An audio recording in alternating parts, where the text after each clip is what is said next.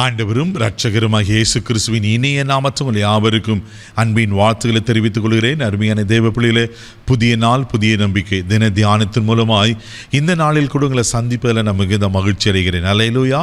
இன்றைக்கு கூட கர்த்தர் நமக்கு கொடுக்கிற வார்த்தை என்ன?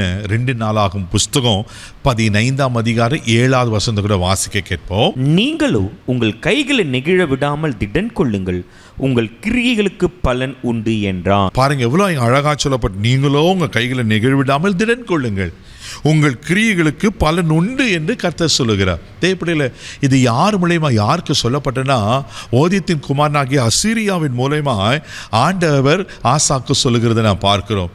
உங்கள் கைகளை திடன் கொள்ளுங்கள். ஆமென்.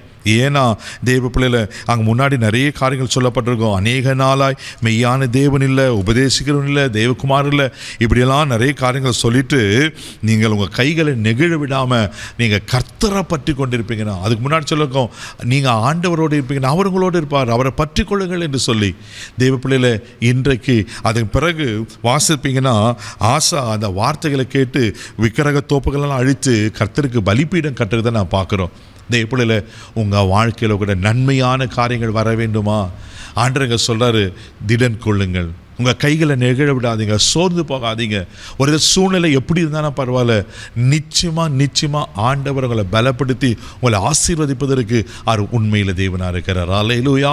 அவர் உங்களை பலப்படுத்துவார், உங்கள் கிரியைகளுக்கு தக்க பலனை அவர் கொடுக்க உண்மையில் இருக்கிறார். ஏசாயா தீர்க்கதரிசன புஸ்தகம் 35:4 கூட வாசிக்கும் போது இப்படியா அழகா ஆண்டு சொல்வார். வாசிக்க கேட்போம்.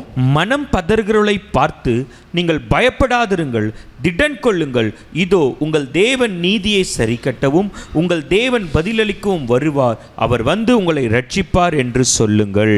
ஆமென். பாருங்க, மனப்பதறல பார்த்து பயப்படாதுங்க, திடன் கொள்ளுங்கள் சொல்லிட்டு உங்கள் தேவன் பதிலளிக்க வருவார், நீதி செய்வார். ஒருவேளை நீங்கள் மனம் பதறி போயிருக்கீங்களா, சோர்ந்து போயிருக்கீங்களா, பயப்படாதீங்க, திடமானதாக இருங்க, தைரியமாக இருங்க. ஆண்டவர் நிச்சயமாக உங்களுக்கு அற்புதத்தை செய்வதற்கு அவர் உண்மையில் தேவன் இருக்கிறார். தேவ பிள்ளைகளை நம்ம ஆண்டவர் எப்படிப்பட்ட ஆண்டவர் தெரியுமா? நம்மளை திடப்படுத்துகிற கர்த்தர். தளர்ந்து போன கைகளை, தள்ளாட முழங்களால் அவர் பலப்படுத்தி திடப்படுத்துவார்னா உங்களை விட்டுருவாரா? ஒரு நாள் உங்களை விட மாட்டார். மத்திய எழுதின சுவிசேஷம் 9ஆம் அதிகாரம் 22ஆம் வசனத்தில் வாசிப்பீங்கன்னா உங்க அற்புதமான சம்பவம் இருக்கும். வாசிக்க கேட்போம். இயேசு திரும்பி அவளை பார்த்து, மகளே திடன் கொள், உன் விசுவாசம் உன்னை ரட்சித்தது என்றார். அந்நேரம் முதல் அந்த ஸ்திரீ சொஸ்தமானாள். அல்லேலூயா. பாருங்க, அந்த சம்பவம் தெரியும். 12 வருஷமா உதரத்தின் ஊரில் கஷ்டப்பட்ட ஒரு ஸ்திரீ, இயேசுக்களை முன்னாடி வந்து ஜெபிக்க கூட தைரியம் இல்லாத ஸ்திரீ.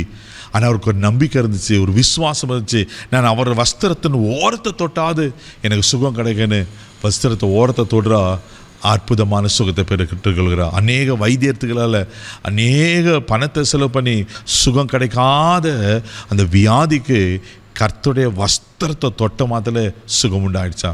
அப்போ தான் ஆண்டு சொல்வார், மகளே திடன் கொள். அல்லேலூயா.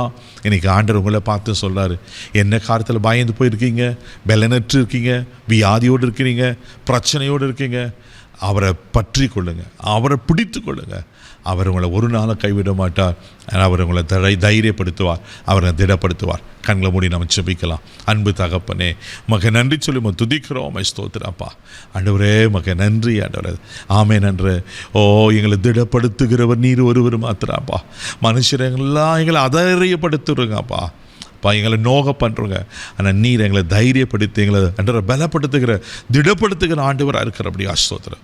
ஒருவேளை யார் என்னென்ன காலத்தில் மனம் பதறி போயிருப்பாங்கன்னா இன்றைக்கி தைரியப்படுத்தும், திடப்படுத்தும், கிருபைக்கு ஒப்பு கொடுக்கும். இந்த நாள் முழுவதும் கரம் எடுத்து நடத்தும், பாதுகாத்துக்கிறோம். இயேசுவின் மூலம் ஜெபங்களும் பிதாவே, ஆமென். அவர்களை திடப்படுத்துவார். தைரியமாக போங்க. God bless you.